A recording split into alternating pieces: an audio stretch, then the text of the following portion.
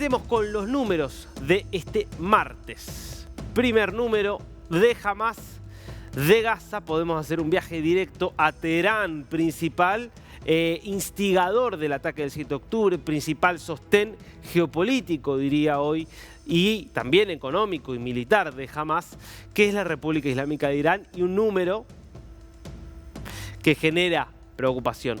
6.201,30 kilogramos las reservas totales de uranio que tiene en este momento Irán, que sigue incrementando sus reservas, porque respecto del último informe del Organismo Internacional de Energía Atómica, que databa de febrero, hace 3 meses, incrementó en más de 600 kilos.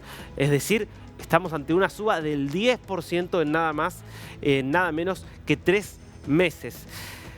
Bueno, de estas reservas, 140 kilos se estima son de uranio enriquecido al 60%.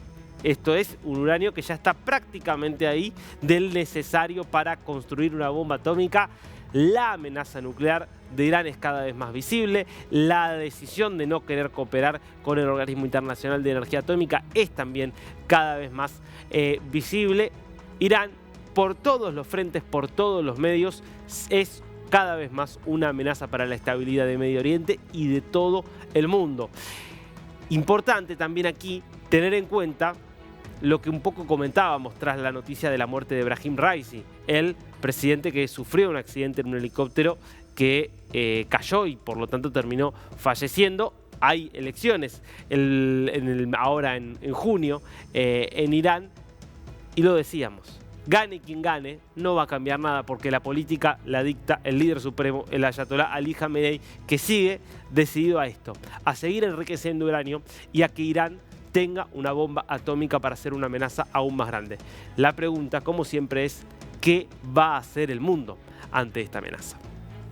Segundo número de hoy, 7.840, el dato que da la ONU respecto de la cantidad de personas afectadas en Papúa Nueva Guinea por el deslizamiento de tierra que se produjo en el norte de este país del Pacífico, generando que más de 2.000 personas fueran enterradas vivas, en un contexto muy difícil para los trabajos de rescate, porque la zona es de difícil acceso, porque Papúa Nueva Guinea es uno de los países más pobres del mundo y carece de muchos de los recursos que se necesitan para hacer este tipo de operaciones.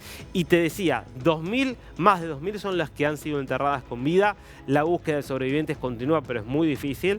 Pero 7.840 son los afectados. ¿Por qué? Porque gente que perdió sus casas, gente que perdió los lugares donde vivía, gente que pertenecía a estas 2 aldeas que quedaron completamente sepultadas después de este deslizamiento de tierra en una mina ubicada en el norte de Papúa Nueva Guinea, una de las tragedias más fuertes en lo que va de este 2024, con un balance final en cuanto al costo humano que esto va a tener, que aún lamentablemente no está claro, pero a medida que pasan los días se va agravando cada vez más.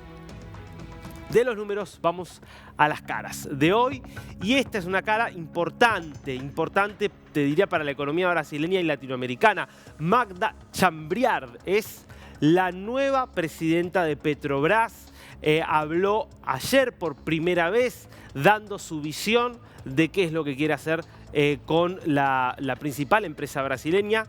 Interesante que una de sus primeras declaraciones fue decir: atención, porque Petrobras va a dar cada vez más ganancias, porque es una empresa que está creciendo, entre otras cosas, porque la industria petrolera brasileña está creciendo en base a nuevos descubrimientos, nuevos hallazgos, al petróleo en el presal del Atlántico y inversiones que continúan realizándose, y por lo tanto va a dar más dividendos que van a ser repartidos a los accionistas. ¿Este mensaje con qué tiene que ver? Bueno, con que su predecesor, Jean Paul Prates, fue despedido por Lula da Silva luego de que Lula lo forzara a no repartir dividendos extraordinarios, que por la legislación brasileña es obligatorio repartirlos, para utilizarlos con fines de inversión, de reinversión.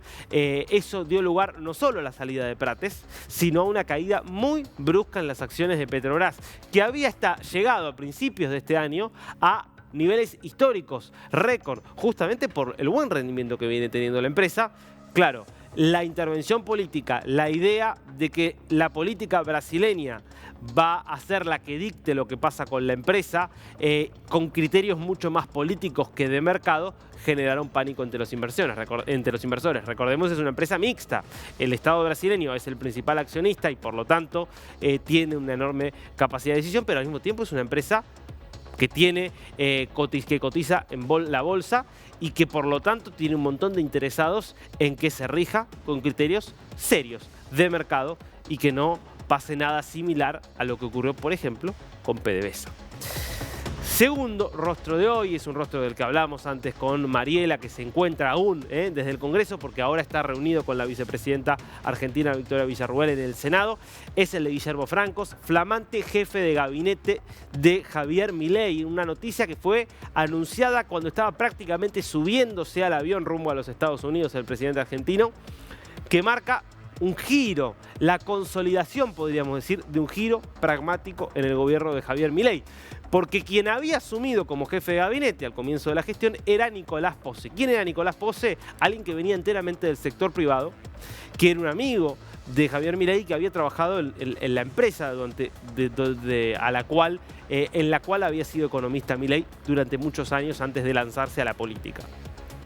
Era la idea de un funcionario de un perfil mucho más técnico, mucho más lejano a al tradicional funcionario que se dedica a hablar, a dialogar, a negociar. Bueno, Francos es justamente la encarnación de eso. Él venía siendo el ministro del Interior, es quien habla con los gobernadores, es quien habla con los legisladores opositores, es quien se dedica sobre todo a llevar adelante la política que el gobierno presenta ante el Congreso y que negocia ante el Congreso. Es quien está detrás de todas las negociaciones que se están llevando adelante frente a la ley de bases, que es la ley, podríamos decir, que incluye las principales reformas que quiere llevar adelante en esta primera etapa el gobierno de Milei, que consiguió una media sanción en Cámara de Diputados gracias a hacer muchas concesiones y que está ahora un poco trabada en el Senado en la búsqueda de obtener la sanción definitiva. Bueno, que Milei, que venía a combatir contra la política tradicional, elija a un negociador, a un político con todas las características del político tradicional, sobre todo ese rol, insisto, de negociación, de diálogo, marca un giro que es el giro de admitir por parte del gobierno que necesita de la política, que necesita negociar, que más allá de que el discurso sigue siendo muy radical, lo vemos cada vez que habla Javier Milei. Probablemente lo veremos si habla en este viaje a los Estados Unidos, aunque no está previsto que dé charlas como las que dio en España. Pero en los hechos, por debajo de ese discurso se ve esto, gestión, y este es el rostro, yo diría, de esa gestión. Ahora Francos pasa a ser el jefe de gabinete y el Ministerio del Interior se disuelve y quedan sus funciones también bajo el ala de la jefatura de gabinete. Es decir, que Francos conserva las funciones que tenía anteriormente y asume ahora ya la coordinación de todo el gabinete. Todo un desafío, pero también toda una señal que da el gobierno de Javier Milei.